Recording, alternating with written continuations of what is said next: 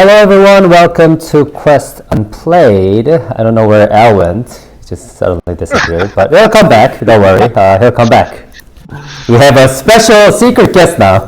That's fun. So welcome to Quest Unplayed, where three gamers talk about everything about gaming and have fun together. I am George, the co-host of Quest Unplayed, and this quest is joined by Anthony. Hi everyone. And Zach. Yo.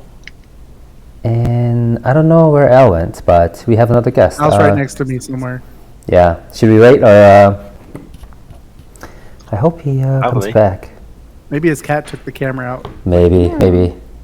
But okay, yeah, should we Cat power. Yeah, I mean like the beginning it doesn't really matter with So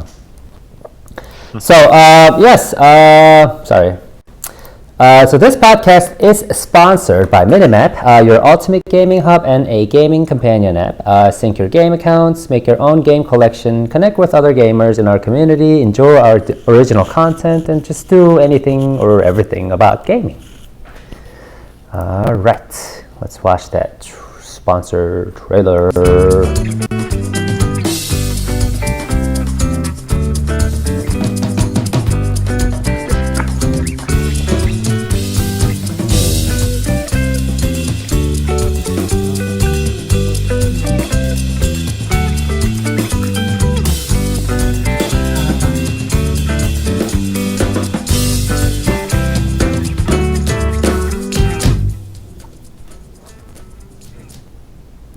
How come we haven't got that video from you yet? The original the file of it?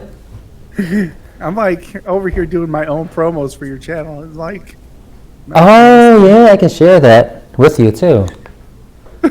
I mean, I didn't give you the file. Anthony didn't get it. I didn't get it.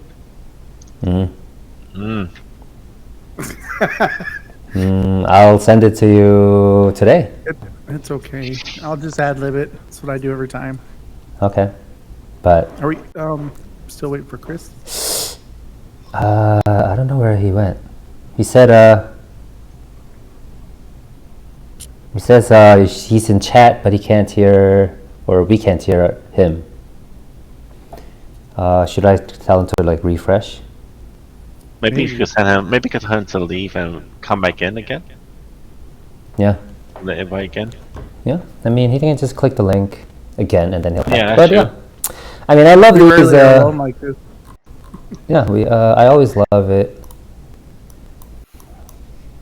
Oh. I mean, I saw his camera and all, but he just disappeared in the middle of it. It was like the perfect timing. Right? Just as we were about to like hit the record button, it was like beep. Beat. Not really. I'm out. Yeah, I think Al, you should go back out or exit and then come back, because I saw his face for a brief moment there, and then I let him in, and then voila, it just disappeared. I have no idea what happened. Yeah. I mean, you can all start over and all, but. No, we don't have to start. It's like We're having a little technical issue over here, everyone. Sorry. Okay, I see his face. Let him in. Voila! He is here. Hey Al, can you hear us? Oh. We should make like a bloopers, like the bloopers. You know what I mean? It's like can you see us? Yeah. I don't know if you guys watch NBA at all, but like they had Shaq and a Fool, where they just have just bloopers of all these crappy plays of NBA's players, and it was pretty fun. So we could have like bloopers for. Well, it's like that Quest and Play. commercial. Yeah. Remember that Verizon commercial when the guy said, "Can you hear me now?" Yeah. Can you hear me now? Can you hear me now? Can you hear me now? Oh, okay. Is that from like one of those like movies or something from the? Oh, it's a commercial. Yeah, it's like a TV show, right? Oh, right. So can you hear me now? Yeah, it's a commercial. That was an old commercial for Was it Verizon or Verizon and T-Mobile. it was Verizon? I think. I had that guy in the gray jacket and the glasses. Yeah. Yeah. Like, can you hear me now? Too bad he's that blue shirt guy. Somebody should have taken him out with a car. Can you hear me now? Thump. Pretty much. I guess Al is here now. Can you hear me now? You hear me? Yes. Okay, hold on. Just give me a second. Yeah. Oh, he switched to mobile. Oh, yeah. He said he'll just switch the devices. So I guess we're back on, everyone. I'm sorry for the delay for the first 5 minutes. If you're actually listening on Spotify or something, you'll be like, what the heck is going on? Like, like, what? Why are they not This is the starting? weirdest podcast ever, they're going to say. I know, right? They'll be like, oh my gosh, this is like too... Yeah, so while he's setting up, how was everyone's New Year so far? Tired and busy. Tired and busy. Can't wait for the next holiday. Already? Well, the Korean New Year's or the lunar New Year, calendar New Year, it hasn't started yet. It's starting towards end of January. It's starting 28th, from 28th to 31st or something. It's good Does dates. that mean you still in the past? No, but like, according to the lunar calendar, we're still not. We're all living still in 2024. So I guess we're still living in the past in that sense. Yeah. So according to the tradition, my New Year hasn't actually started. We just need Hey more George, holidays. just want to check quickly. Oh, Can you see me and hear me? yes. All right. Yep. Okay, it's a bit echoey, but yeah, I hope that's okay on your end. I cannot really see myself right now, but as long as Yeah. you guys can see me. Yeah, I can see you. Okay. It's good. Yes, there was a little bit of a technical issue. I think that his cat knocked something out over or something. let's just blame it on the cat. I was like, bah. It was cats. It was a group of cats. Yeah, Al was attacked by a group of cats. But anyways, Al, glad you can join us again. Yeah. Yeah. Glad I'm back again here. Yeah. Yeah. So, could you tell us a little bit about yourself, Al? Sure, yeah. So, hello everyone. My name is Al. I am the founder and head developer of Khayalan Arts. We have made a game before called Samudra. It's already out on Steam. And currently we're working on a new game called I Need Space, which George tried and seen in BIC 2024 last year. Yeah, currently we're also kind of putting all our energy into making this game, like finishing this game basically. So that's what we're doing this year. Hopefully we can get it done by the end of the year and get it out for launch probably early Q1 next year. That's the goal. Yeah. As you can kind of see from the trailer, it's got like, the camera angle of it is really, really unique, and I really loved it. And they got like, a lot of great puzzle elements there, here and there, story, narrative driven, characters are cute. I don't know. I think there's no like reason, there isn't any reason for not to bloom and be successful, I guess. Hey, thanks, man. It's very kind. Yeah. It's a pretty dope game from what I played. Yeah, the demo's out, everyone, if you haven't already played it. So enjoy the demo.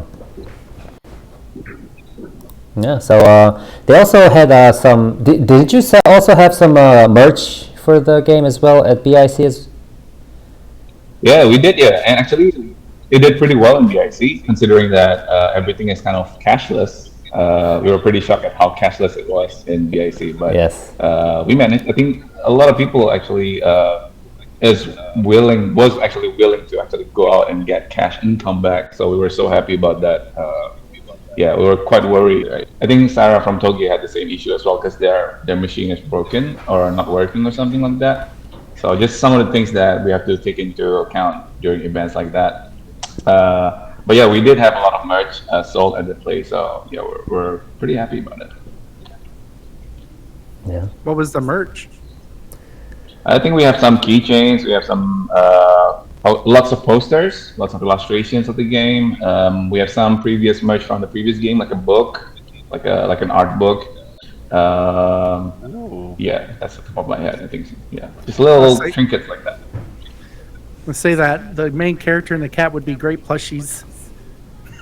Yeah, actually, my wife actually created a crochet. She does crochet, so she did a crochet of Nebula. Nebula is the name of the cat in Space. And we've been bringing Nebula around with us everywhere we can, but obviously in Korea it was a little bit difficult to pack that into the suitcase, so we didn't have that with us. But yeah, if you see us locally, we'll always have that with us. And hopefully, when we launch, we can make like a proper, like a crochet of the character to actually sell or like to give away or something. That's super cool. Yeah.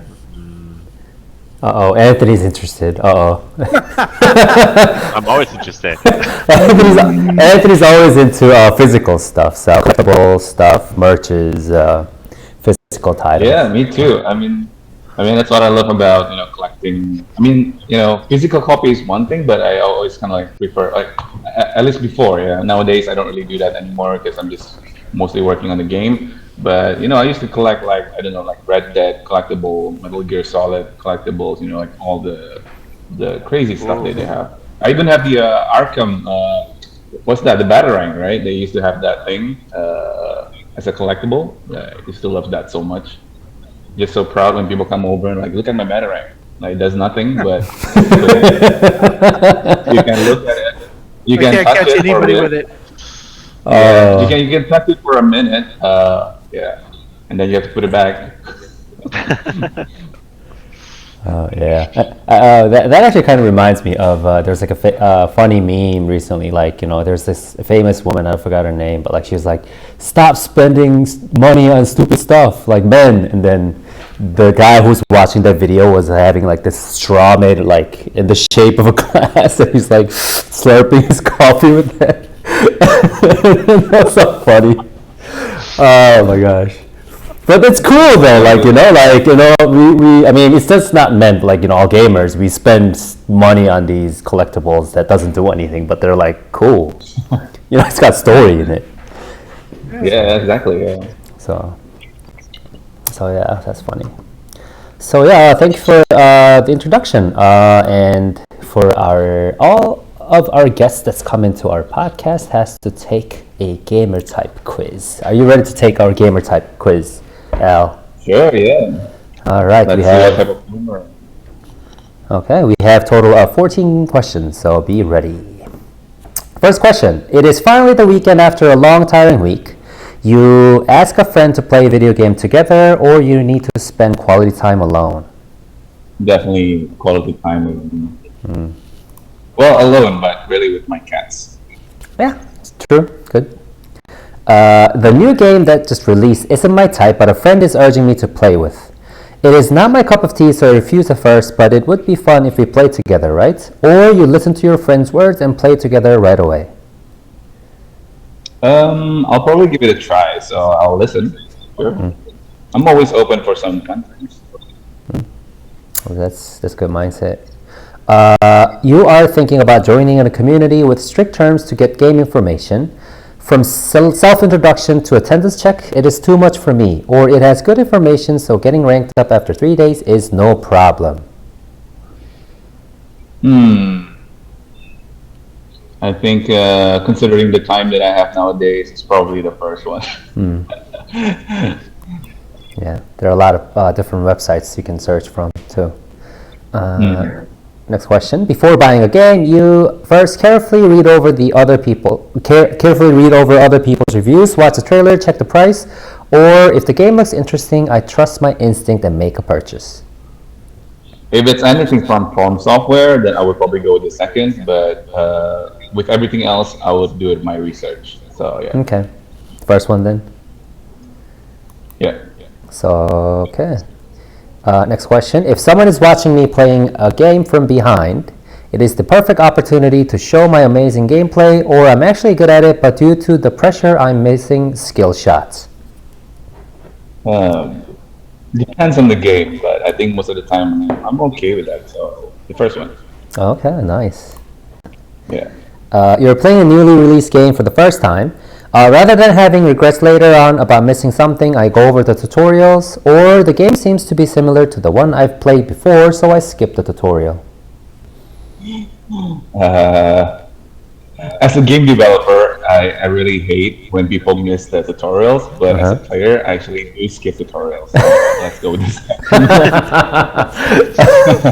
Yeah, that is true. That's why it's. I guess it's like very, very difficult to make a playable, like I don't know, like fun to play tutorials. You know, like. That's true. That's one of the biggest thing that we talk about all the time, because we introduce a new mechanic every chapter. So every chapter essentially we have to make a tutorial. So yeah, it's sometimes you just have to lie. You know, you just have to say that it's part of the story, but it's actually a tutorial, like 5 minutes or like 10 minutes. And then they'll get invested, and then hopefully they'll want to continue without thinking that they have to go through this hoop of tutorial. So yeah, lots of psychology at play there. That is true. I think more people use the word prologue now for tutorial. Yeah. I guess not just tutorial in terms of mechanics, right? But you kind of have to introduce the context as well. Like you gotta care about the story, about the game. So I guess it's like tutorial for the story as well. So yeah. Okay, next question. You're playing a mystery-solving game. First, based on my years of experience in my mystery-solving games, that guy is the culprit. Or second, the person looks suspicious, but I need to start collecting evidence first. I'm definitely number 2. Yeah, I'll collect everything I can first before I make a decision. Yeah. Next, in order to equip the rune that increases defense by 0.01%, you have to return to the lobby. First, 0.01% is not a big difference, and my friends are waiting, so I just go. Or please wait a moment, I go back to the lobby to equip the rune.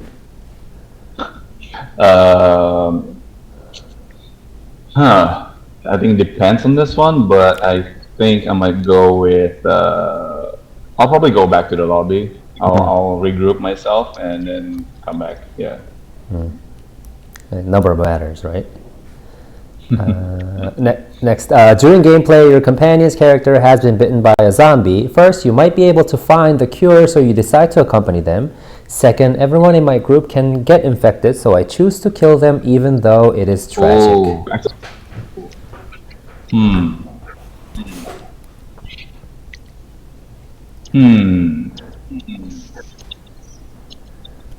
What kind of questions are these, George?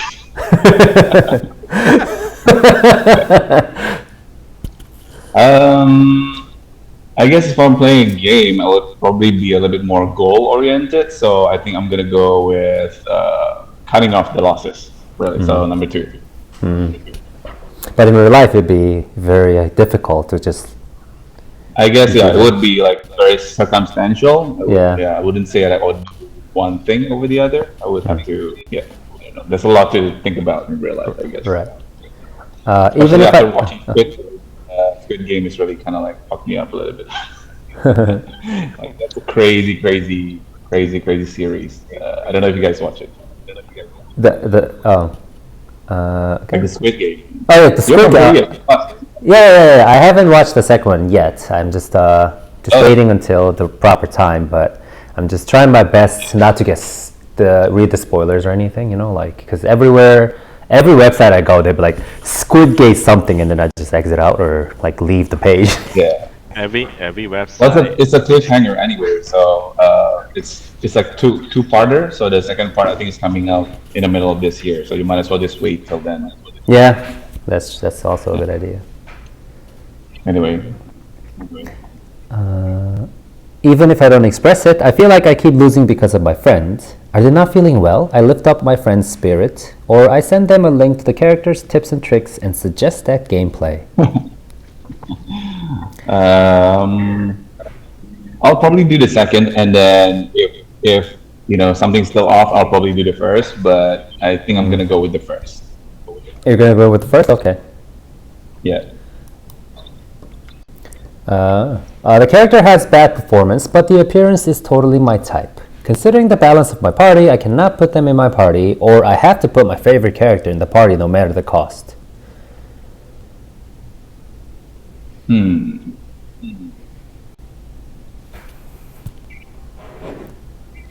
I'll definitely think about the balance. First one. First one. Yeah. Your current desktop is messy with tons of icons, but it does not affect my gameplay, or you hate chaotic things, your desktop is neatly cleaned. Depends on which month you ask me about. Right now. Yeah. So I do spring cleanings once in a while, but usually for the most part of the year is really really messy. Like my desktop is just a mess. Okay. Before getting into the game, I searched the internet just in case you end up miss achievements, or you have never played a game for the achievements. I used to do that quite a lot. I used to try to platinum everything I play, but not anymore. I try to kind of like see structures nowadays as a developer, especially. I still try to immerse myself. That's number one. I think we talked about that before about immersion. But yeah, I'm trying to see structures nowadays. So I guess nowadays I would. Hold on, what's the question? So I wouldn't not really care about the achievements. So number two. Okay.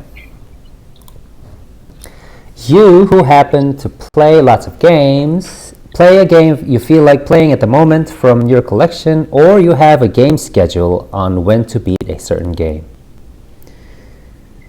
I'd go with the first. All right, let's analyze the results. You are a charging berserker. All right. Okay. How do I look? Hot and strong? So let's see. Oh, that game looks interesting. Clicks the download button, and I'm ready to charge my way to the victory. You can easily adapt to any game, but goes into berserker mode when trying to beat them. Their patience just can't handle it. Tutorials, those are for noobs. All I need is my great sword to carve a path. Strategy, what's that? You win if you do more damage to your opponent, right? While in voice chat, you always lower the volume that one person you can't stand. More smashing, less yapping. Everyone, look at me. I've killed the opponent. I'm the captain now. But pretty good at buying small items. Sometimes my jokes cross the line and slashes the mood. All right. So you're good with Chatty Bard, and you are a bad fit with Scientific Alchemist. And you are a free-spirited gamer, and you like open world games. Do you like open world games? Accurate? Yeah, that's very accurate. Oh. Nice. Awesome. Thank you for taking the quiz. Really enjoy taking these quizzes. Yeah, thank you for making me take this quiz. Yeah, it's interesting. I always love. Let me rectify myself. So. Yeah, I always loved taking these quizzes with game devs because we know what kind of we kind of find out what kind of a gamer they are. Right. So. What did you get? You remember what you got? I think I also got the Berserker. Or was that a Cheerful Pirate? I think it's one of those. I forget. But I think we had. I recently looked at the statistics, and then people in the U.S. the most gamer type they got was the Charging Berserker. Oh. Of the people who took this gamer type quiz. How about you guys, Zach and Anthony? Do you guys remember what you guys got? I think. What did you get, Anthony? I don't remember. I want to say I got the Berserker as well, but I can't remember. It's been so long. Yeah, I took this a while ago. I got the Guardian or something. Yeah, I think Anthony was like the trustworthy Guardian or something. Yeah. That makes sense. Yeah. Awesome. I'm gonna make my whole team take this test. Oh, that'd be awesome. You should share it and see. I want to see what you are. Yeah, I'll send you the link. All right, so let's dive into our first bulletin waypoint, or the first waypoint, the bulletin board waypoint, the weekly game chronicles. This is where we talk about what happened in this week. So for this week, we have the top 10 most anticipated games of 2025. Should I turn off the dark mode? I don't know if you guys hate dark mode. I like dark mode. I prefer dark mode. Me too. Okay. Dark was okay. Okay. I am in the dark always. Okay, that's The awesome. first director. So yeah. Bored in the dark, Batman. So we came up with a top 10 most anticipated games of 2025, and we can go through the list and see if we have missed something or if you disagree with one of these lists. Let's see. The first, Berserker. Okay, so after we saw the charging Berserker, so we have the first Berserker, Khayalan. Have you guys heard of this game? Oh yeah. Yeah, this is going to be a fun game. This is the Dungeon and Fighters IP that they're using. First thing Yeah, I thought is, where's but, that guy's jacket? Next Cold on out game. there. Yeah. This was also played during the Game Awards, right? The Game Awards trailers. I So- believe so. Yeah, so I think it's going to be like an action adventure game of some sort. It's going to be a console and PC, single player, RPG. I think this could be fun. This could be like a new IP. I mean, it's not a new IP, but like, if you haven't seen Khayalan story yet, like just unfolding of its own. So this could be fun. Fun game. The graphic looked also pretty awesome too. So. I didn't see much gameplay. I just saw a bunch of That's guys the- getting thrown around. That's a bit scary if we don't see much gameplay. I mean, you have the release date like 2.5 months from now. Yeah, that is actually true. Wasn't there like some? Do you remember that one game? What's it called? Yeah, I think we're The thinking. Unknown. Oh, are you Unknown talking about the Awakening? day after? Oh, Unknown the Awakening was. Unknown Awakening was a one game that was a huge anticipation, but people didn't really see much gameplay, or I guess marketing, and they just released it out, and it had really bad reviews since the beginning, and people still don't recommend playing that. I also heard something about that game. I heard that game did worse than Concord, so that's that. So I heard, So that's. So there's really no gameplay either on the Steam page, but there is a lot of still pictures of gameplay, and it looks a lot like Dark Souls type. I dig. It does I give dig a what lot they of, did with Souls cel shading. It does give it, yeah.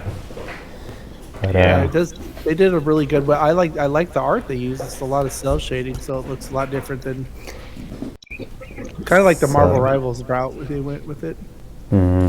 So I guess not having too many gameplay can have like either turn out to just kind of like Unknown Awakening or Black Myth Wukong. So. I mean, in the end, it's always about marketing. Yeah, exactly. So, but I think Nexon is also a very big company. I mean, I don't know. I don't know. Sorry. I grew up playing all these Nexon games because I'm Korean as well. But I don't know if I trust them 100%. But the developers Neepal, the publishers Nexon. Yeah. So. Yeah, All right. Dungeon Fighters isn't doing too bad. Yeah, it's a pretty big IP. So I hope can live up to its name. So. Okay. Can move on to Does the everybody next one. here? Sorry, by the way, I'm just curious. Does everybody here play like Dark Souls games, like any Souls game at all? Sekiro, Bloodborne, Elden I Ring. have. Yeah. I've tried a little bit. It wasn't my cup of tea, so I kind of gave up. Well, that happened to me the first time I played Demon Souls, but I came back like a month later and I realized that it's like the best game ever. Yeah. But yeah, as a Souls player, I feel like again I don't know too much about this Kazan, but it does give a lot of Souls vibe. But I don't know, a lot of times as a Soul player, like you just feel like even that term like Soul player, what is that like? I just feel like it's getting a bit too saturated with that type of mechanic. I just want to see something new. That's enough. Like okay, even Elden Ring is kind of like a evolution of that already. They kind of moved on already, right? And yeah, I'm sure like the whatever's coming. Like I don't know about Night Raid, but yeah, but I'm sure like the next installment in the actual like new IP from software, I'm pretty sure it's gonna have something quite different. I mean, like what they did with Sekiro or Bloodborne. You know what I mean? Like in terms of mechanic, there must be something that's really different. So I don't know about this one. They don't really show too much, like you guys already mentioned. So Sorry, Yeah. wrong one. I mean, the art and everything looks great. We just got to see what it comes out to be. Yep. Mm-hmm. Okay, so I hope it's good. Yeah. Let's move on to the next one. The Little Nightmares is coming out with the new sequel, the third one. I am waiting for this one. Yeah, it Been looks. waiting for this. It has co-op also. Yes, co-op. Isn't it like up to, I forget how many people? Is it up to 4 people? I think so, but it's the first time. Yeah, that's gonna be fun. This is gonna be fun.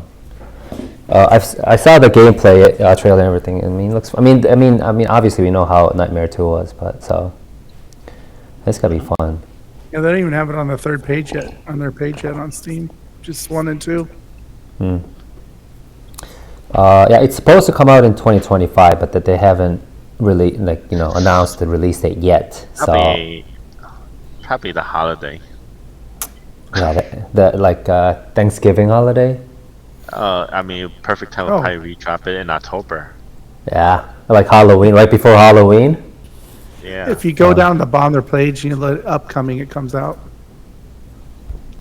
It says and 2-player online cooperation or so. Oh, it's 2-player. Okay, but it's gonna be fun. I'm definitely playing this with Anthony and Zach. It looks super cute. Yeah, this is gonna be fun. Has anyone played Nightmare 2? Yeah, I'm a huge fan of the first and second. Sure. I've watched a lot of it's people one of play it. those. Yeah, it's one of those games that you just kind of like, okay, the no-brainer. Just wait for the next one.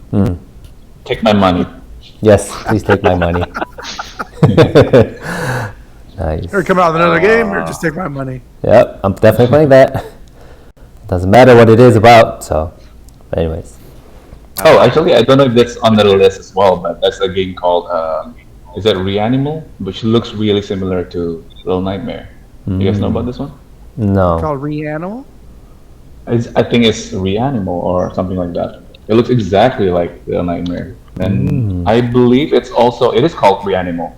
And I believe it's part of the dev team, if I'm not wrong. I might be wrong though. Oh. The creators of Little Nightmares 1 and 2 have returned to take you on a darker, more terrifying journey. Or So it is, yeah? So it is others then. go through hell to rescue their missing friends. There they go. Yeah. Nice. Yeah, I mean, if you look at the like the graphic and everything, it looks exactly like even the angle of the camera and things like that. The atmosphere, it looks exactly like Little Nightmare. Yeah. Nice. So I'm excited about this one too. Nice. It's not in this list, but okay. Let's move on to the next one. Like a Dragon, Pirates Yakuza in Hawaii. So is this gonna be like a new spin-off of Like a Dragon 8? I don't care. It has pirates. I'm getting that. Anthony's a huge pirate fan, so yeah. I So mean, I guess like Black Flag, is that one of the?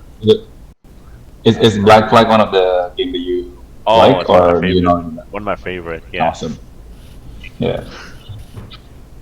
yeah. So So one of those days that Ubisoft's not gone too crazy. Like it's still like really. I mean, I'm not saying that the newest Assassin's Creed are all bad, but I feel like they lost that charm. They did. Black Flag was a really great game. I totally agree. Yeah, but anyways, like a dragon, Pirate Yakuza in Hawaii is gonna feature Goro Majima. It's gonna go into this. I think they're talking about. I think I'm gonna be going to the showcase for this in Korea. Oh, Oh, you are? I think so. I think I'll Bring be back some invited. merch. I don't know They if got some really cool merch. I don't know if they're gonna be selling merches, but I'll try. Oh no, they're not selling. They're giving you merches. Oh, they sometimes do. I got a Shin Megami Tensei, the mouse pad thingy, the long mouse pad thingy. Yeah, sometimes they do. I just really like the description. By the way, it's like Pirate Yakuza in Hawaii. That just sounds so weird, but it's so Yakuza. It's so in line with the brand. Yeah. Oh gosh, I love these big AAA store any game studios. You know, playing around with their characters. You know, just having fun with the characters. Mm-hmm. So yeah, this is coming out in February 21st. So that's pretty soon. That's very soon. Yeah. So this can be also a fun series. And Yakuza series has cumulative sales of 27.7 million units. That's pretty awesome. All right, moving on to the next one, we have the Civ 7. Who loves Civ? Anthony does. I know Anthony does. I have 400 hours in Civilization. Which one? 5. Okay, yep. I forgot which one. I've never played any of it, but I'm super interested to try it because everyone's like that, right? Everyone who plays it is like, I've clocked in like 400 hours. Like 500 I mean, hours. there's no way. Yeah, there's no way not to play 400 plus hours. That's impossible. If you play online with friends, it's like playing it's like doing D&D night. You're Yeah. gonna be sitting for 6 hours. Yeah. I love D&D. Yep. It's gonna be fun. So it's been. I think it's been long years, right? When was Civ 6? When did Civ 6 come out? Oh, years ago. Yeah. So this is gonna be a big release for this studio. Yeah, 2016. Yeah. So it's been 8 years. Yep. It's But 9 this years. must be the anniversary of this coming out. Maybe like the 25th or something anniversary.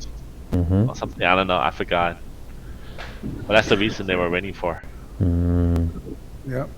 But this is gonna be fun. I used to play this in college, and that was a very wrong choice because you just start playing and then you forget like which day it is. Oh my gosh, the weekend is gone. Like I have to go to class, but you don't. Like because The whole weekend was just shot. yeah, like Friday night, I'm just gonna play a couple hours, and then like you realize it's like Monday morning. Like oh my gosh. It's Tuesday now. Exactly. It's actually Monday night. Yeah, but yeah. So this is really fun. This is gonna be all exciting.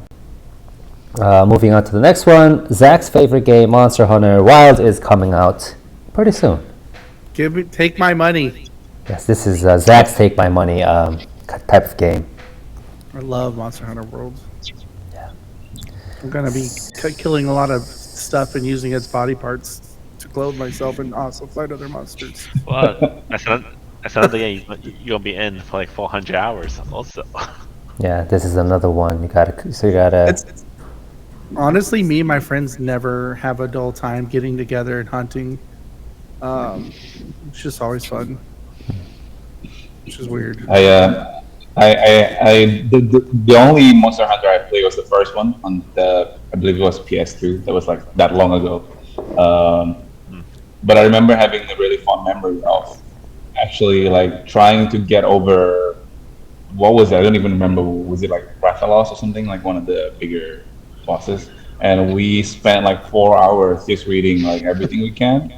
Like 4 hours. Not playing the game. We're actually just studying the game, and then we played it for like 40 minutes, and we all died. Like, okay, we'll stop the game. Like, okay, we'll continue again next time. But yeah, I can't. Yeah, but yeah, nowadays I still see it quite often because a lot of the guys from my team in the office plays this all the time. So I still see it quite often, but I don't play it anymore. I'm afraid of that commitment. really. Yeah. So am I. I'm not gonna lie to you. So, Yeah. I'm like, oh god, I got other things I gotta do. It's like, psst, come here. I'm like, no. But it's an itch, right? Because you know that it's gonna be good. Like you want to play it, but oh man, the time. Like oh no, like I have Yeah. to choose my time wisely. This is Exactly. like easily another few hundred hours. Yeah. Yes. That's a lot of Yeah. hours when you think about it. So yeah. Minecraft Hunter Worlds. Yep. This is coming out on February 28th. On Pretty PC. interesting. Yeah. It's gonna February be has a lot of AAA title games. exactly. Yep. Yeah, it's packed. Holy shit. No one knows though, because February does not really big holidays besides Valentine's Day. Yeah. I'm kind of worried now because now all this AAA are taking up the indie spots. Like Yeah. spring is really like for the indies. Like oh no, Yeah. now they're putting it out on February. Like oh no, what did I do? This is not the month of release. Just- Yes. Yeah. Gotta release this game on the weekend. But there's a lot of people who don't even want to play AAA anymore. They'd rather play indies anyway. So some of these games are going to go over people's heads. They're going to be like, okay, who cares? Yeah. You know, they're going to be looking for that next indie. Yeah. Yep. They would rather play like 5 or 6 indie games rather than spending $70-$80 in one of these AAA titles. I think I spent Yeah, it's been for like months. the last sale that they had. I spent maybe $14 or $15, and 2 of the games I bought I didn't realize came with 3 other games. I paid like $5 for one and 4 for the other, and I was like, "What the heck?" Like I was like, I got all these other games with it, and I was like, "This is dope." Just threw them all in there. So, but that So- one I will spend money on. You know, it's Okay. like $70. It's gonna kill me. All right.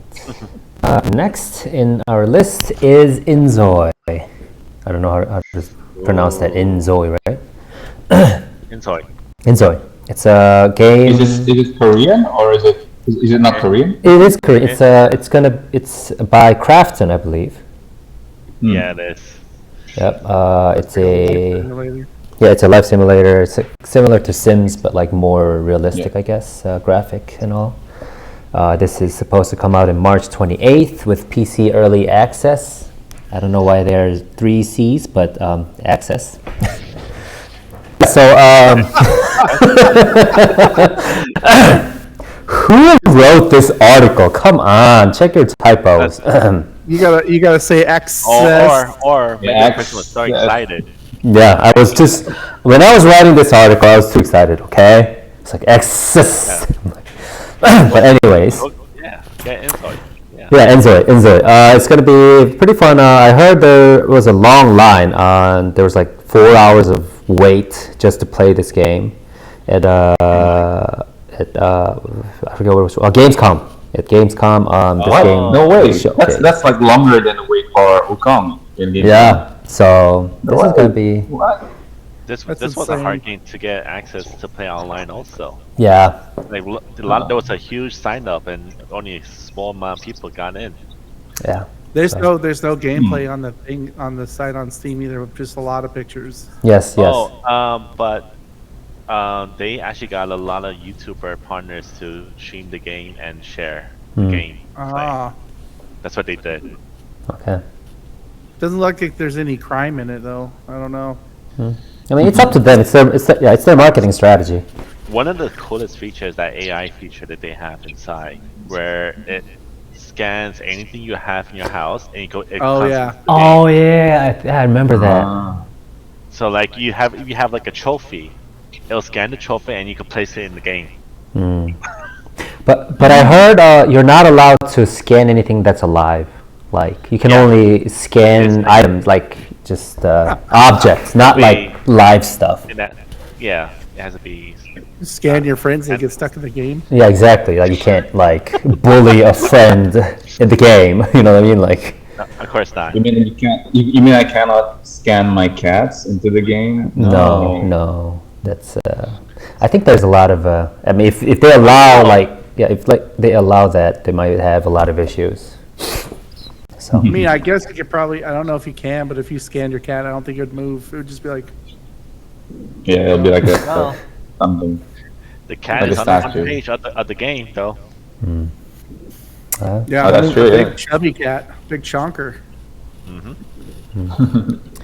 So we'll find out if this game is going to be the next Sims or the first Inzoi when it comes out. It'll be fun. I don't. It's gonna take a lot of graphics. Yeah, you need a very good graphic card. Didn't Nvidia recently announced their new graphic cards, right? The new $2,000 graphics card. Yeah, the $2,000. So you better have one of those to play Inzoi, I guess. More than my computer. Yeah. So you gotta you have to spend about 2,000 plus Inzoi price on your computer to play one of these games. But yeah, it's gonna be fun. So for the next one, any guesses on which games we are left with? I What is saw that, the number title. 2? Yeah, but just pretend you didn't. Pac-Man 4. Metroid wait. 4. I'm just kidding. No, RPG Pac-Man. Is it Yeah, I kind of. GTA or GTA is way down the list? Yeah. So the next one we have Even is on the the Death Stranding. of Yeah, course. Death Stranding 2 Yeah. is coming out Oh, 2025. Walking Simulator Part 2. On the beach. on the beach. Uh, Do you remember how they game? You remember how they dubbed the first one? The first walking simulator genre. Yeah, the first. Yeah, walking sim. Yeah. Have you? and you guys ever watched? that came out. Sorry, yeah. No, go for it. Go for it. No, yeah. I just remember this game. The first game came out during COVID, and it was at the time where everyone's like starting to do a lot of delivery. So it was like right in the right time. Like it's such a moment for this game to come out at the time. It's a really interesting mechanic as well from like a game dev point of view. But really, after hearing his interview, Kojima, like I realized that a lot of the mechanics are basically like old mechanics. They just stitched together to form like really interesting whole, I guess. But everything has been done before. There's nothing really new mechanically. So I kind of understand from that point of view. But yeah, it came out in the right time. That was like so strange. Like it's COVID, and then like you kind of like be in this world where it's kind of like undergoing like something like COVID as well, like pandemic, or like everyone's like dying. So it's a very interesting experience. I watched my friend play a lot of it. I played a lot of it. It's actually pretty good. Yeah. But now you're on the beach. Yep. So if you want to be on the beach, just wait until game's on. I just wait for the PC version. I think they're only going to be coming out in PS5 first, and then they'll probably release Yeah. a PC version after I that. always do that. Yeah. Yeah, because they released it then on Steam first, and then it came to Xbox Game Pass later. I always think it's funny when they do that because a lot of times people who have PCs are not going to compete with consoles. Like, okay, well, I'll just wait, I guess. Sad face. Okay, so can anyone guess the next one? I haven't accidentally GTA. scrolled down. Number 3 is going to be GTA. I guess. Any other guesses? 2025. So what big game is coming out this year also? I've been doing too much indie What, searching. Final I don't Fantasy? No. Okay, so Oh wait, Final Fantasy is already I have coming no out. idea. Never mind.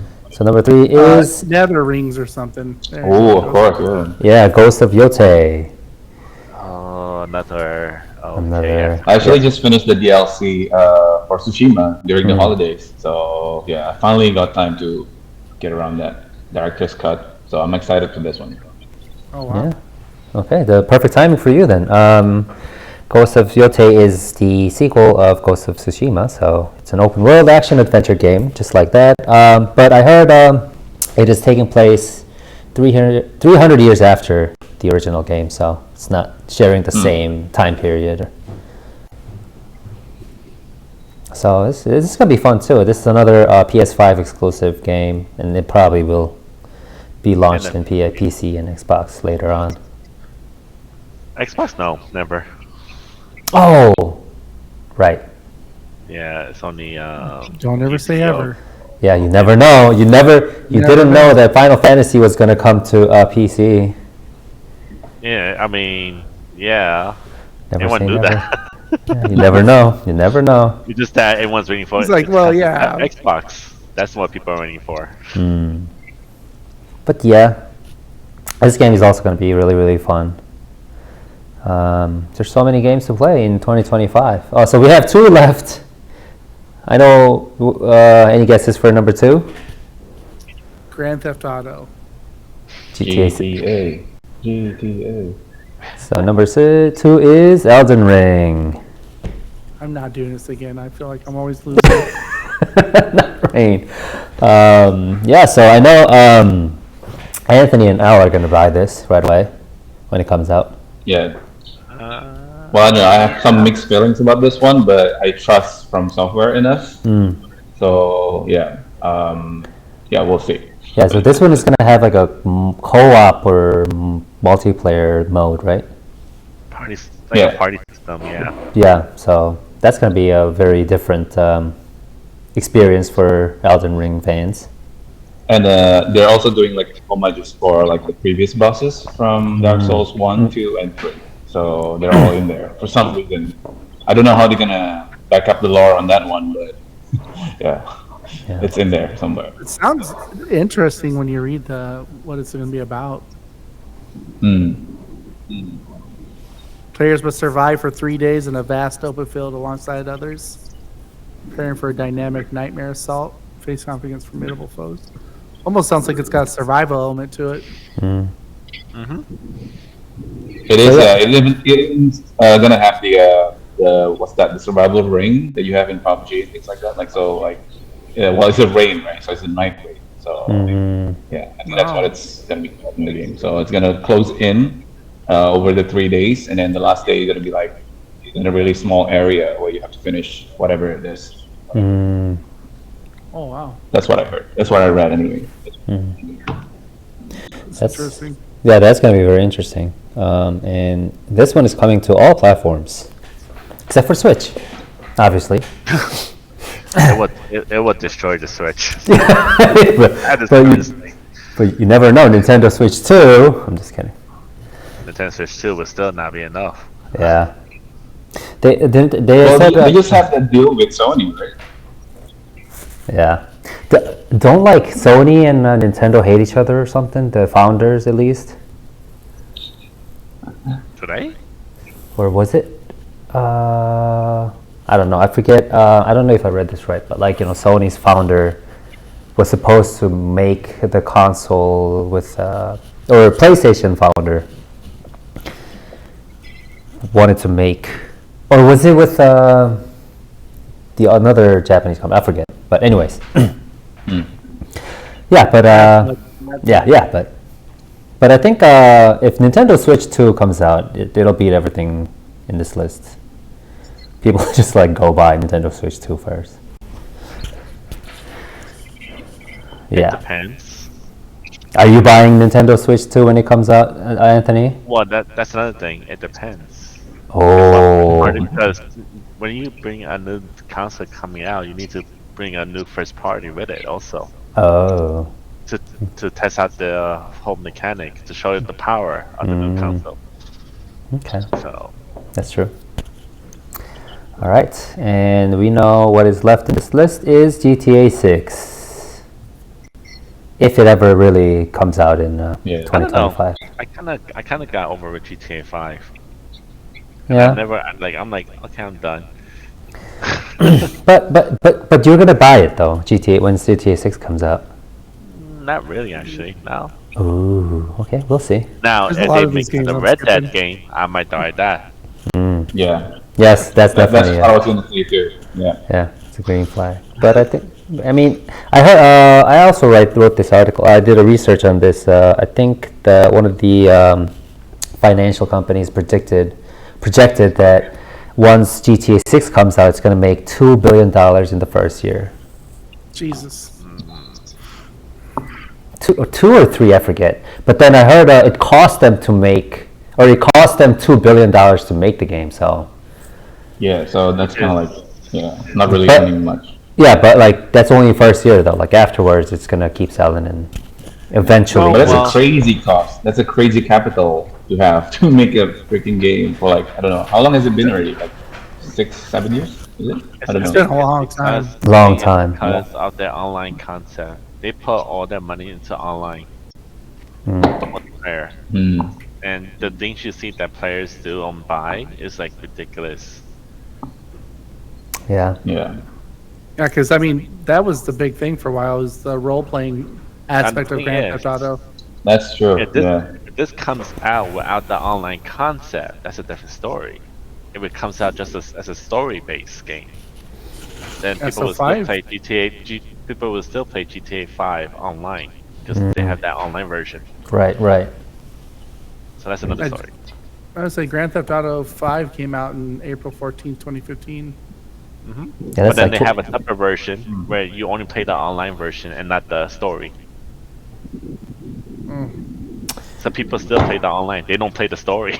yeah. Online is where all the fun is, right? They just go. I see like yeah. That's where the money is at these Yeah. days now. Yeah, yeah. Microtransaction.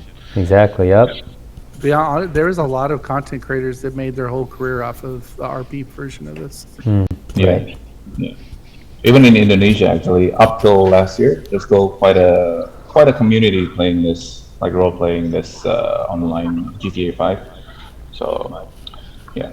So I don't know. I'm kind of like a mixed excitement for this coming up for like the GTA 6, but yeah, Red Dead. Where is the new Red Dead? Yeah. There you go. Yeah. This was Big Cowboy, damn it. Yeah. I mean, I really hope or wish that they're secretly making the sequel for Red Dead. Oh, so. So, Yeah, somewhere. Is GTA 6 set in the modern times or like a different era? Does anybody know? I forgot where. I think it's still in that time period. So it's a little bit more modern, but not too modern. Hmm. I don't know where it takes place. Also, that's another story. Yeah. But yeah, Alright. but we'll see. So over 200 million copies were sold for GTA 5. So we'll see how many copies this one is supposed to sell once it comes out. But funny story is, I think I remember the first time GTA 6 got first announced. Someone leaked the gameplay. Yes, I remember that. Yes. It was the son of the developer. Leaked the Oh, gameplay. really? It was playing the game. And then Yeah. they was streaming it like half an hour. Yeah, there was like a leak, a huge It was leak. That was an alpha issue. build. And then yeah, it was a big issue. I don't know what happened to the person. I mean, obviously the dev was fired. Probably. But Probably. isn't that also pretty good marketing for them at the time? Like I think that's how we kind of like got hyped about I think so. GTA 6 Yeah. for a Yeah. long time. Yeah. But I heard a funny story thing is it's if I heard it correctly, at Rockstar, like when you come into the office, you're not allowed to bring your cell phone inside. Oh. You leave it outside. It's like entering the CIA secure room. Oh god. Super secret. No, Yeah. that's Yeah. we have that in a lot of the jobs that we deal with. Is people you have to lock your stuff up before you can come into the building. Hmm. You can't take cell phones or anything with you. Yeah. Yeah, it looks to be set in 2025. The setting So, Okay. timeline. Mm. Sounds Most modern good. Grand Theft Auto title yet. Okay. So I know where we'll all be spending money on. We're at least going to be playing one of these 10 games, at least.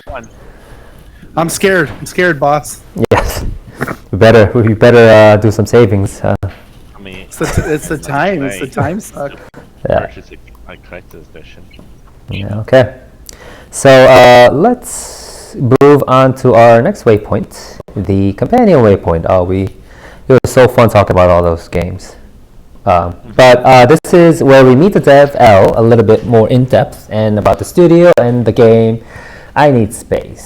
So let's watch the trailer before we start asking him a bunch of questions with sound this time, because sound matters in games.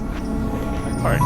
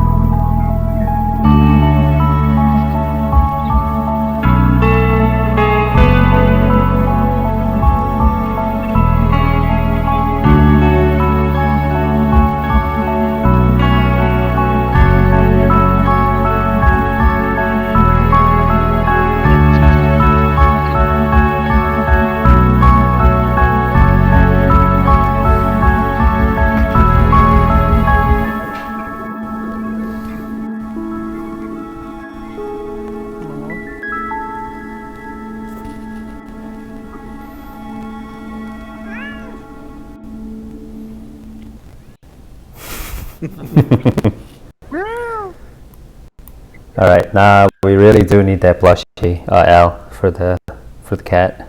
So, just a small fun fact: I did that whole trailer music, like the sound for it, like the recording for it, like one day just before this trailer was locked in, and one day before I left for BIC.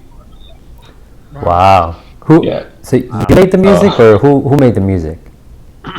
I do, yeah, I always do. So that's about the only thing right now that's I can creatively spend my time on. Other than that, it's more like writing and designing. But I don't really get hands on with, like, I used to draw as well for my previous games, but I'm not able to do that anymore. So I have to kind of like more managing sort of position. I think we talked about this a little bit. Yes. Yeah, but like music is the one thing that I try not to let go, not to give to anyone. I just kind of like, I just need something, right? Something that's me, like that's purely like from me, hands on. So that's music for this game. Yeah. But usually it takes a while to make. That one was like one day before, because I was ill like the whole week before that, leading up to the IC, and then so I didn't have time. And then when I got better, I only had like 2 days, so I had to like do the trailer edit, and then after that I have to make the music for it, and then fly off the next day, like jets off. Wow. So yeah, it's not quite as optimal as I want it to be, but yeah, I think kind of like does the job. So yeah. Yeah. I just knew when I got into the game that it was going to be, I was going to hear something good when it said this is better played with headphones on. Right. Yeah. Yes.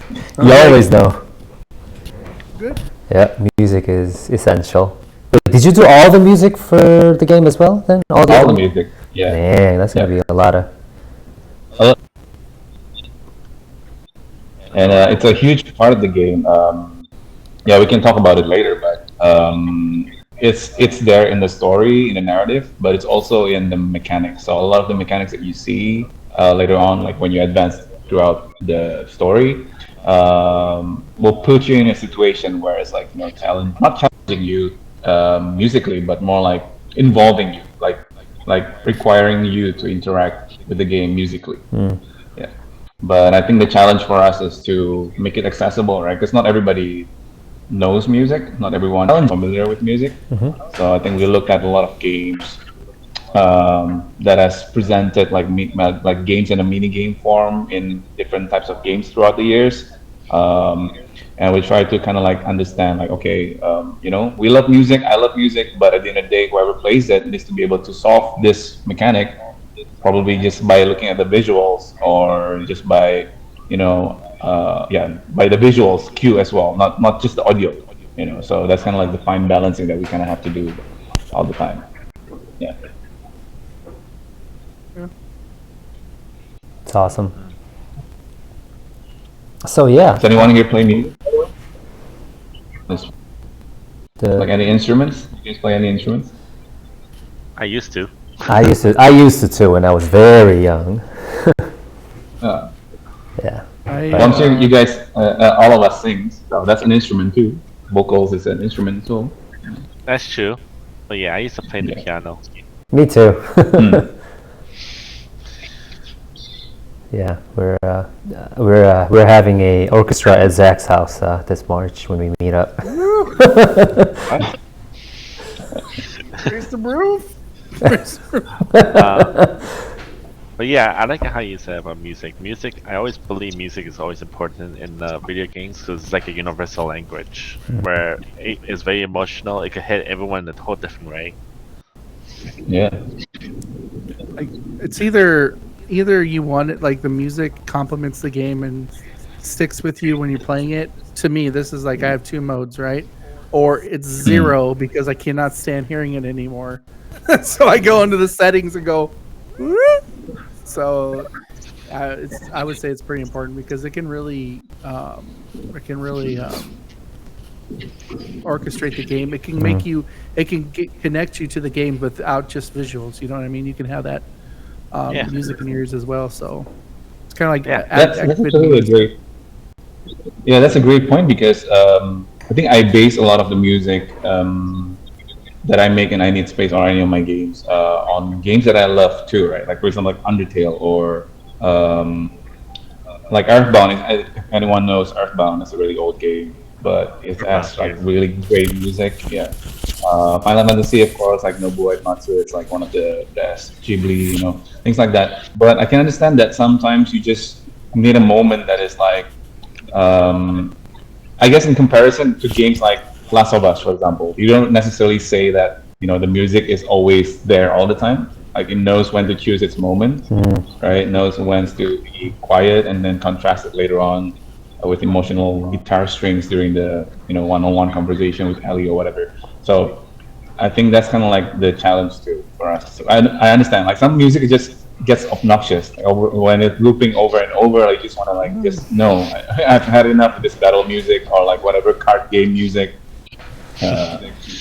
Yeah, There's so been a that's a couple challenge for times. us. I'm like, no, I can't do this. But there are some repetitive music that are, very entertaining, like Balatro music. You just keep playing it. Kind of like makes you more focused on the gameplay as well. Like I know it's repetitive and all, but like you're like, oh gosh, do I select this? So that there are some exceptions, but I mean, I think generally speaking, you're right. Like music. Like if the game knows when exactly the timing is to like make the volume go up or whatever, then it'll definitely get you more immersed into the gameplay. And like sometimes you're just like too focused, like you have no idea what is going on outside in the real world, Yeah. But, that's why I listen to Stardew Valley music. yes, Stardew Valley music. Yeah. There was a Overwatch professional player that turned the music off on the game because he said that whenever he was trying to make that final push to take, like the thing or the time was getting short and he started playing that music, it would make people make mistakes. So he would turn it off just because he didn't want to be like freaking out. So I was like, I never thought about it before because when that music kicked in, I'd be like, oh my god, like, Yeah, right. You're kind of like rushing it, like towards it, because like you have to make that last push. So that's psychological. Yeah. Awesome. Yeah.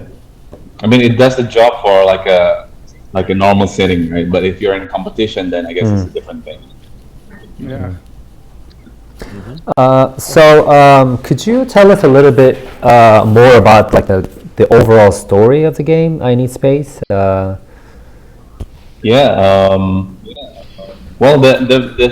the short version of it is basically you're an astronaut traveling in space, and then one day this cosmic cat called Nebula crash land on your planet, and then you're kind of like stuck with this cosmic cat, and you don't know who she is, you don't know where she's from, and all she is looking for is for food and also for her mama. So you're trying to help her figure out like what's the mystery here, right? Like what is she and where is her mama? So like you're essentially you're helping a little cosmic cat look for her mama in space. And you'll be traveling across like this different, we call it sectors, but it really is just levels. Like so you have different levels, but each level is a whole sector of a planetary system. And then everything revolves around this sun that we call the solfege. Solfege is also another name for what do you call that? Like a melody, like do re mi fa sol la si do. This solfege it's an ancient word for it. So yeah, there's seven sectors altogether. Again, like the musical notes as well. So everything is very musical. Everything is very musically driven. And everyone that you meet, all the NPCs that you meet, will kind of like be musical in one way or another. And they will all have different issues and stories that you kind of have to help or like to solve for them or like work together towards something. And they all have different themes.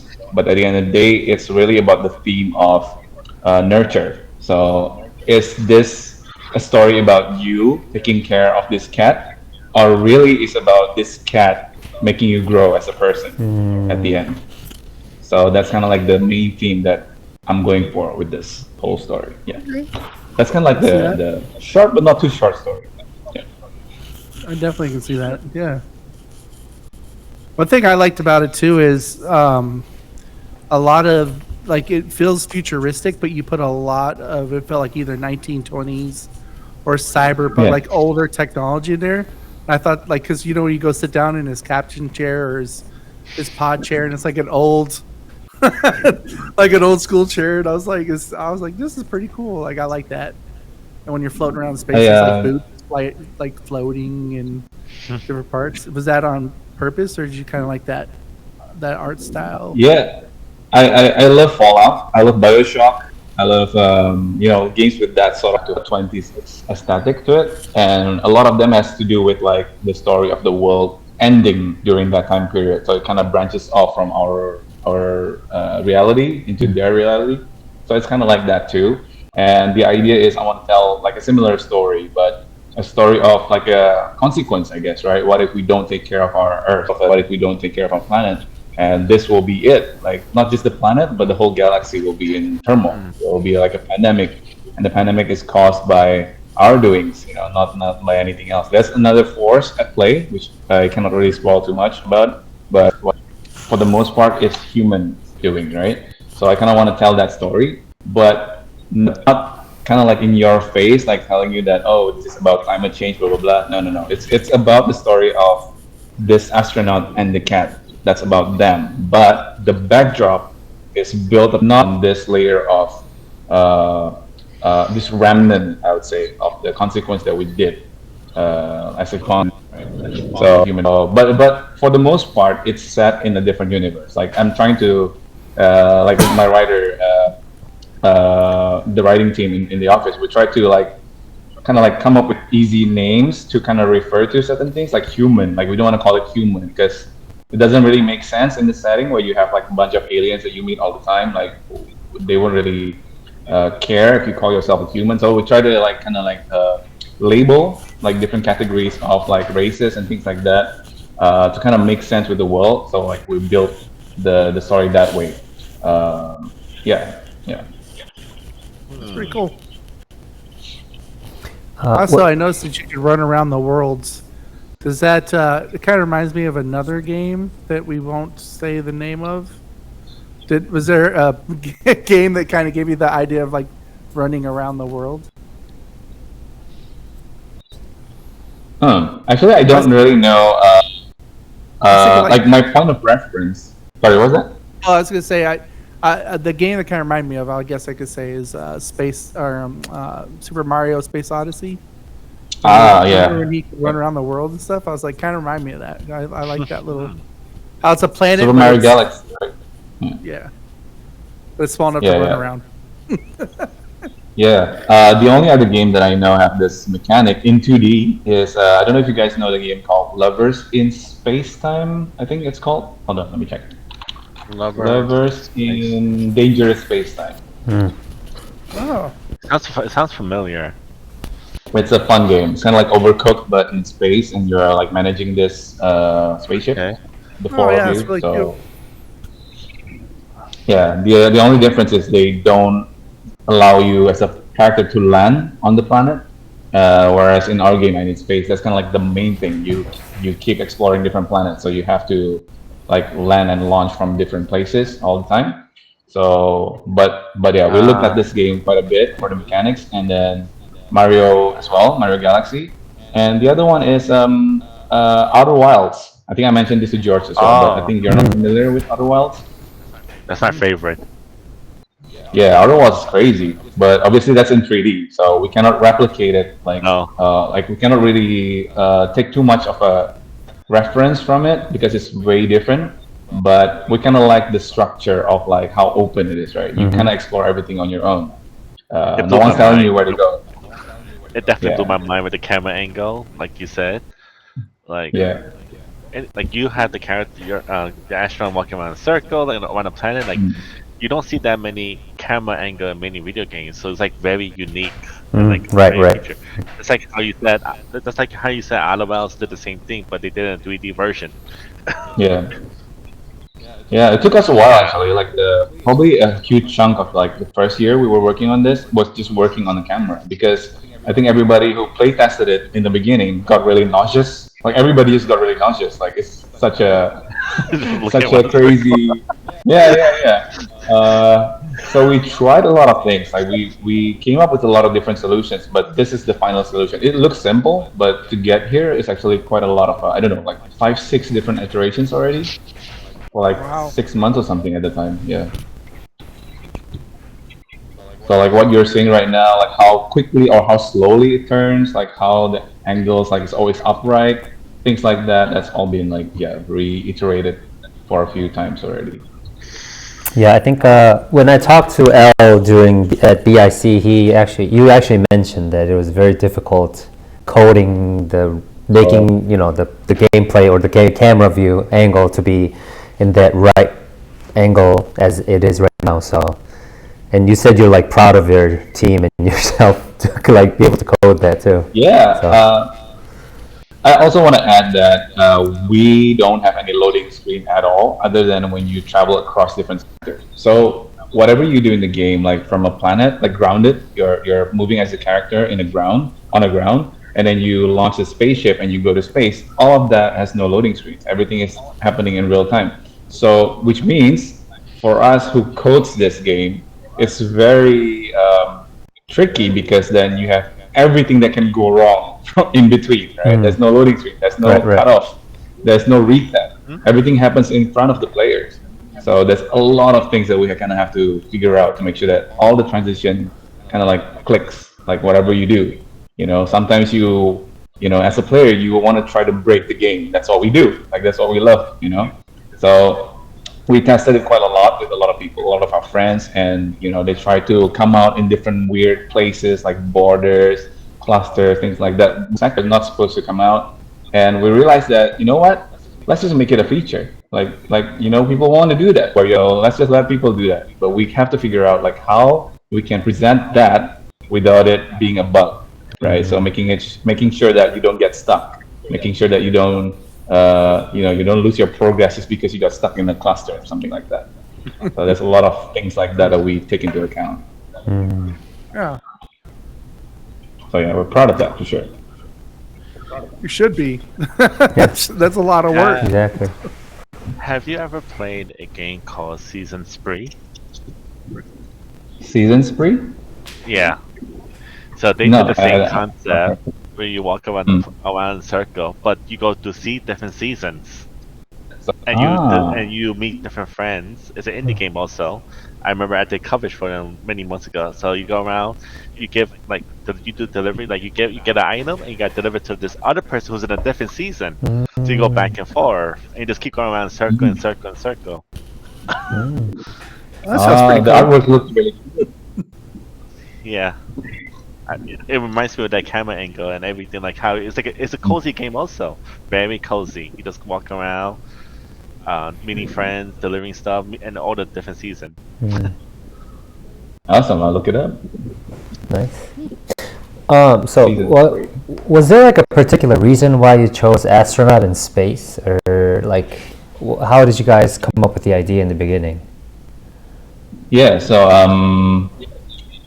I think the quick answer is because we want to talk about a game that has a backdrop of climate change issue, right? So we want to have that as the like the main underlying world, I guess, like the world building. So, but it also goes back to our previous game called Samudra, which is set underwater. I think you have seen a little bit of the George. You have seen a little bit of the merch at EIC, right? Yes, so that's our first game, my first game ever, as this company, under this company, Khayalan. And that game talks about a similar theme of apocalyptic, like what happens after the world drowned, basically after like a climate change. But that all happens underwater. So going forward from that, I was thinking like, okay, the next game shouldn't be underwater again. I don't want to explore that theme again. We've already done it. So let's go above ground. But above ground, then it's like you're just making anything like everything else, right? Everyone's doing that. So we thought, you know what? Underwater and space actually is very similar in many ways. I realized that there's a lot of aliens underwater that we don't know either, and it's kind of like alien to us, and that's just exactly the same experience as you're in space. I don't exactly remember the numbers, but it's like 70% of the ocean or something like that we haven't really charted or something like that. Like, it's a crazy number, right? So yeah, so to me it's like as a mechanic, as a setting, as a function, it's very similar. You know, space and underwater is the same for me. Like, you know, you can swim in space too, right? Kind of like swim around, like, you know, float around. Kind of feels the same.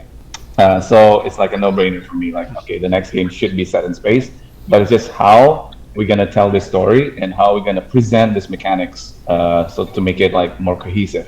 So that's and I hope we kind of like do a good job in that. Oh yeah, Yeah. Nice. I thought it was pretty dope. From what I played, I felt like what you were saying is definitely was happening. Thank you. Did you play the one that's on Steam at the moment, like the public one, right? Yes, sir. Yeah. I just know floating around, I was like, "This boot's in my way." Let's get this. I thought it was cool that you could push stuff out of the way while you're trying to get back to your ship. You're like, "Get out of the way, boot." Yeah. I think a lot of this has to do with like me and the team. Like we just love messing about. Like when you play games like Fallout, you know, Skyrim. That's what you do. Like, just mess about with things in the world. You know, forget the main story. Yeah, Just exactly. mess about with baskets and stuff. You know? I understand how you kind of have to have the cat right away, you know, is because you're trying to feed her, and I know as you feed her, stuff happens. But I thought that was cool that you could just land on planets and go talk to them, and they would give you, of course, they give you like little things to go do, and you try to go find it, but sometimes it's not on that planet or whatever, so you got to go find more planets to talk to more people. I thought that was pretty cool, like. And the version that I think you play on Steam, it should be the version that is not quite. How should I put this? So it's not going to be the same version that you play in the full game at all. So it's going to be completely different structure. So the opening is going to be different. The way that you meet Nebula is going to be different. But I think the one in Steam is good enough to show like the whole of it. Like it gives you an idea on what you would be expecting, like the art style and the flow of the game. But in terms of like the chronologically, it's not the same. It's not going to be the same structure at all. Okay. So yeah, I'm excited to put that out and see, because now we have like a more I would say like a loop, like a mechanic loop. Like so in the public demo, you don't really have a loop. You just kind of like do this, do that, do this, do that, kind of see everything. But in the actual game, you're going around different places, and you have like a loop, right? You kind of have to do this, like open up a lighthouse so you can clear the haze, and then you can explore the next area. And then you do the same thing again, so you can explore the next area. Some things like that. So kind of like Breath of the Wild kind of thing. You know, when you go to the tower and you look for the next place to go, something like that. So we kind of want to have that experience of letting you explore, but at the same time giving you landmarks, so that you know where to go next all the time. Like you will always know, like, okay, that's the next lighthouse, and then from there you'll decide where to go. You know, things like that. So that's not in the current demo yet. Well, dang it. Just kidding. It's called space exploration. There you go. Yeah. Right? Yeah, try to capture that as much as possible. Yeah. When you're in space, you have to explore. Yeah. That's the point of with a very hungry cat. Yes, very hungry cat. You gotta keep feeding that cat. I just liked his face when you feed him. He's like, you're like, is that good? I want some. Yeah. The file name for that was actually like Possessed Nebula. That's what we wrote it as, like Possessed Nebula. That's the file name. Yeah, they say something like that in the game, actually. We're talking about actually she's possessed. That's pretty cool. Yeah. So as a game dev, we always ask this question: are you getting enough sleep? No. Yeah, that's the quickest and easiest answer. Really, no. No. I'm always trying to. I think I'm more conscious of this now as I grow older. Yeah, but I'm trying to balance my life a little bit more, especially now that I have a wife too. Thinking about, you know, in the future when I'm having kids as well, like things that I plan with my wife. like just family, right? So how am I gonna be able to do this with the lifestyle that I have now? So that's kind of like Oh. things that I've been thinking about lately as well. But You the quick don't. answer to that, not enough sleep. How big is the team though? There's 10 of us working on this game, and there's another 5 of us, a smaller group working on a local project. So that's like a separate thing. It's like a company, like a company project locally. But for I Need Space, it's like 10 of us. Okay. Okay. Yeah. Yeah, that's a pretty good, solid number. So total of 15 people in your studio. Yeah. So yeah, game deving and also managing, trying to get some sleep. That's why I'm not having enough sleep. I think as an indie, especially for an indie game dev, especially as like a manager or per person who's managing the entire studio, there's so many things to think about. Like from marketing. Yeah. It's just like if you're just like paid game dev, you just have to do whatever job you're assigned to. But then like as an indie game dev, you're basically doing everything from 0 to 100, A to Z, all that. So you have to think about marketing. You have to think about how to spread the word, the writing, music, graphic, all that stuff. So I guess it'd be very difficult to have like a real life and work balance. Especially at this stage where it's only our second game, we're still trying to make our mark, right? We kind of did that in a way with our first game, which has been recognized quite a bit for a few different awards and recognitions, which I'm so happy about. But it didn't make too good of a splash in terms of like monetarily. Like it's not a mainstream game, right?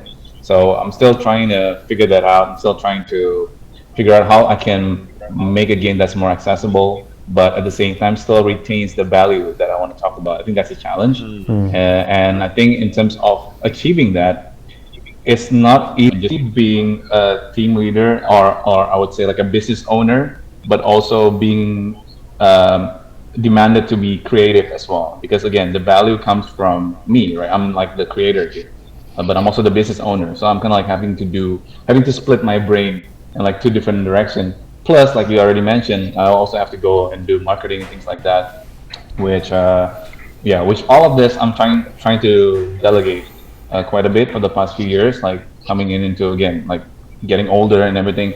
So I need to think about, okay, how am I going to be able to structure this company so that I can still survive, and still put up good stuff, good quality stuff, but not go crazy, right? Because I think I've burned out for the first time last year.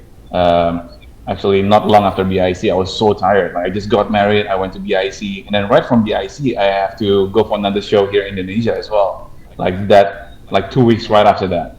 So I was so burned out by that. So yeah, I was just I just had to like think about like how am I gonna restructure a little bit to make sure that everything is a bit more balanced. And I won't say that I got all the answers, but I've been like talking to different devs, like just asking around and like what do you do, like how do you structure things like that. So I think that's the challenge, right? Being a independent creator is that you don't really have a template. You don't really have this is the way to do it. It's always different. Like you talk to 10 different dev teams here in Indonesia, they all like have a different structure. All of them have different structures. They all have their own ways. That's not one way on how you should do things. And frankly, you cannot, right? You cannot be as corporate as like corporate companies. That's not how it works. That's not how we can efficiently create our games. So, yeah, I think that's the challenge there. Like, game dev, man, it's fun. Yeah.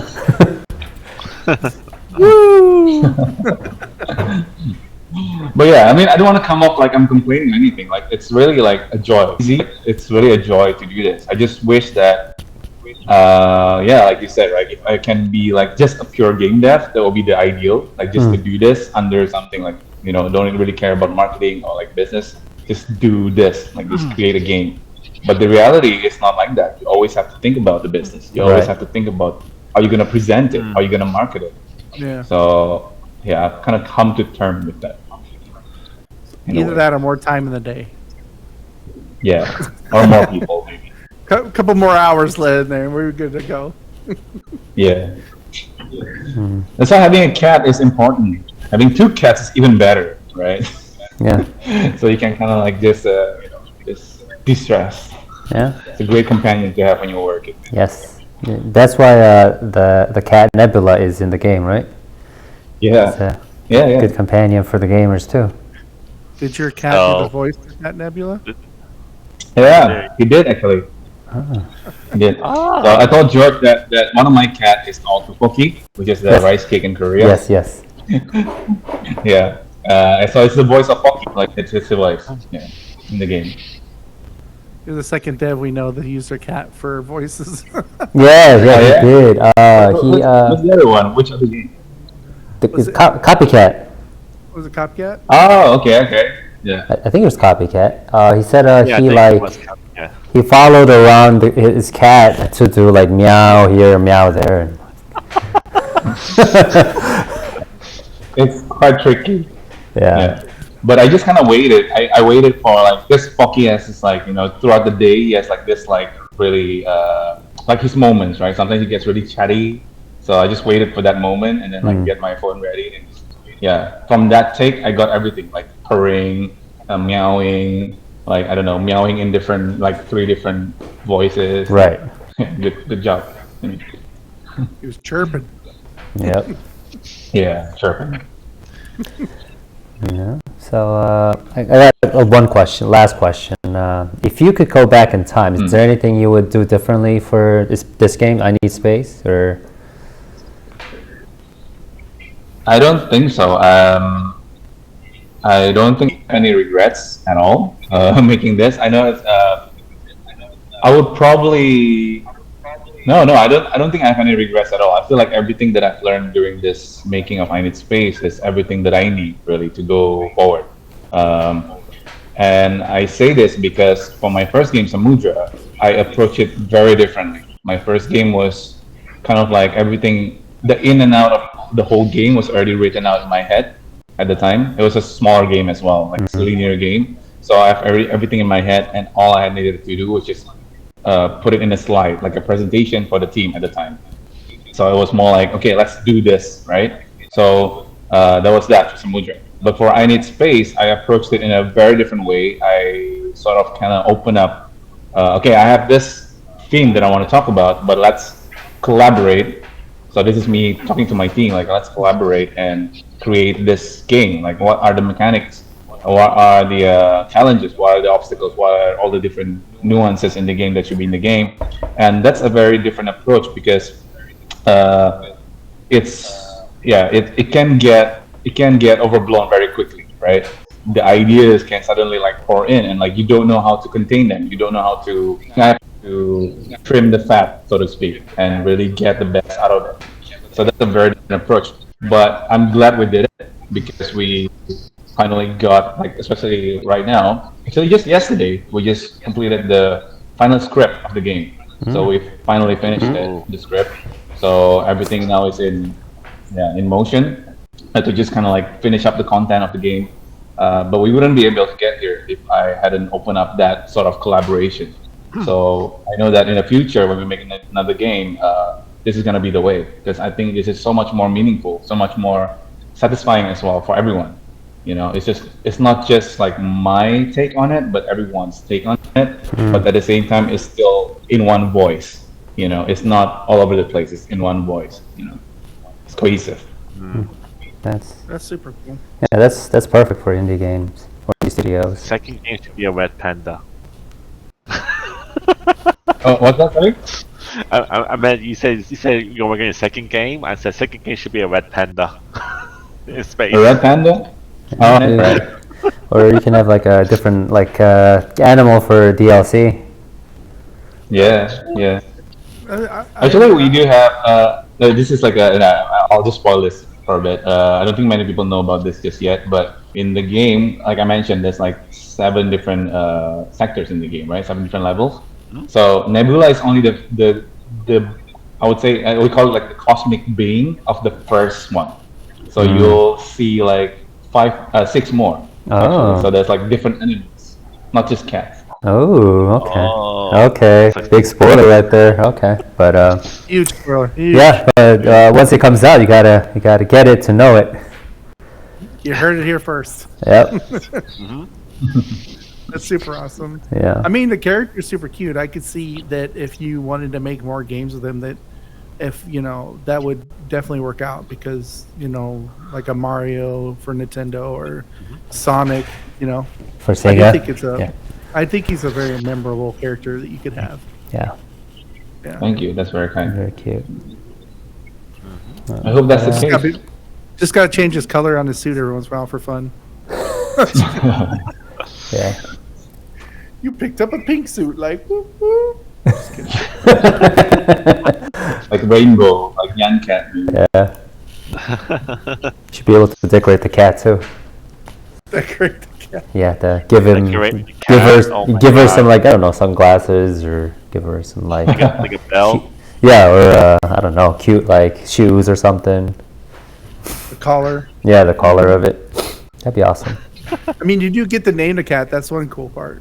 I don't know if you're gonna keep Yeah. that in the game or not, but Yeah, for thought sure, that was for sure. I think that's one of the most requested thing every time we showcase it everywhere. So it's always for the first few times we don't have that feature, but because everyone keeps asking us for it, and I think there's no harm in that.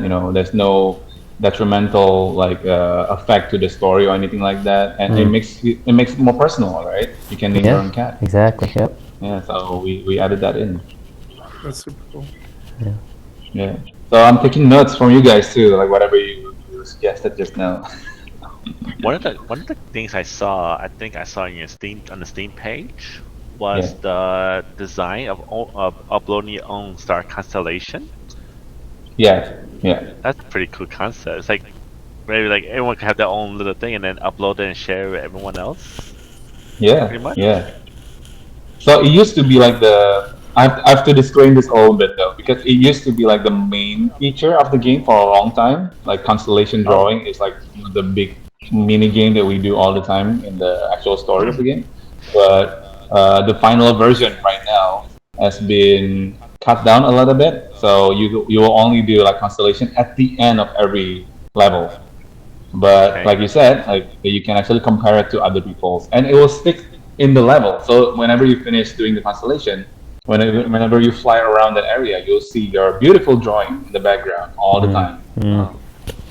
That's pretty cool. And you'll be able to check out other people's as well. Oh, look at that! That's pretty cool. That's super cool, actually. Yeah, very artistic concept to apply. Yeah, I think. I can dig it. Yeah. So when is there like a time that you're thinking this might actually be able for us to play, or?